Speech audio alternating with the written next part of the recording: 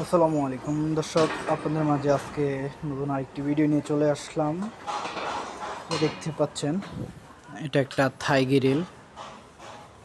তো এটার মূলত গ্যাপ দিয়েছি আমরা 2.5 ইঞ্চি। এটা আছে 4.5 ফিট বাই 4 ফিট, আর এদিকে আছে 4 ফিট বাই 4 ফিট।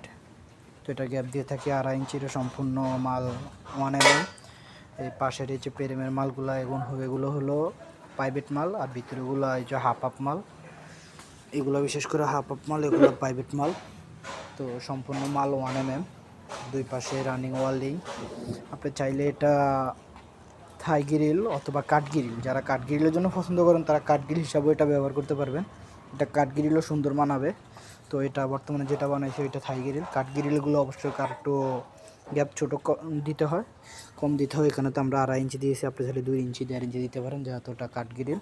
তো এটা থাই গ্রিল হিসাবে অনেক সুন্দর হয়েছে, বাট আপনারা চাইলে আপনাদের কম বেশি দিয়ে বানাতে পারেন। আর আপনার গ্যাপ তো বিশেষ করে 4 হয় বিল্ডিংয়ের গ্যাপ। তো দেখেন গ্রিলটা আরও আছে আমাদের। তো এটা এখনও পলিশের কাজ চলতেছে, এখনও পলিশ হয় না। এই যে দাগগুলো দেখা যাইতেছে, পলিশ করার পরে আর এই দাগগুলো থাকে না, যেগুলো পলিশের কাজ চলতেছে। তো যারা এমন গ্রিল বানাতে চান, আমাদের ভিডিওতে নাম্বার দেওয়া থাকবে, ঠিকানা দেওয়া থাকবে, আপনারা চাইলে যোগাযোগ করতে পারেন। আল্লাহ হাফেজ।